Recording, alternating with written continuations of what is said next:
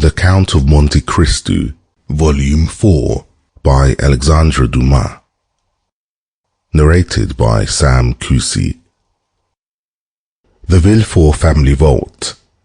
2 days after, a considerable crowd was assembled towards 10 o'clock in the morning, around the door of Monsieur de Villefort's house, and a long file of mourning coaches and private carriages extended along the Faubourg Saint-Honoré and the Rue de la Pépinière. Among them was one of a very singular form, which appeared to have come from a distance. It was a kind of covered wagon, painted black, and was one of the first to arrive.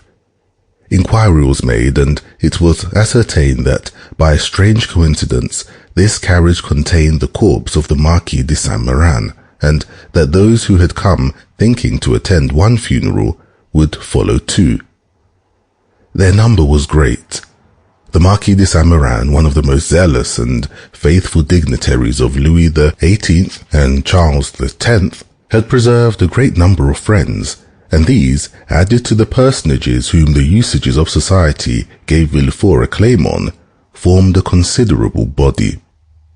Due information was given to the authorities and permission obtained that the two funerals should take place at the same time.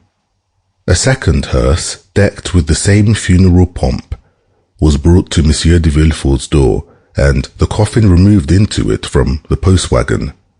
The two bodies were to be interred in the cemetery of Père Lachaise, where Monsieur de Villefort had long since had a tomb prepared for the reception of his family.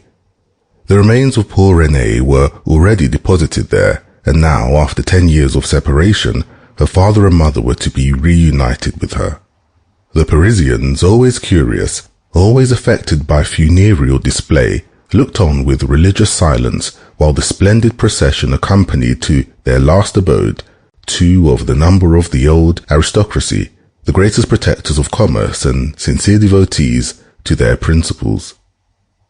In one of the mourning coaches, Bouchon, Debray, and Chateau Renaud were talking of the very sudden death of the Marchioness.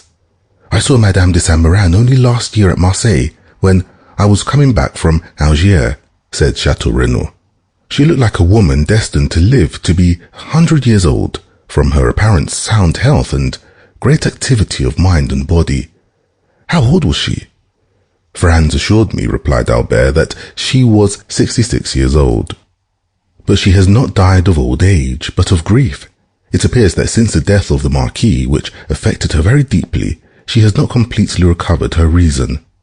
"But of what disease, then, did she die?" asked Deb. Sample complete. Ready to continue?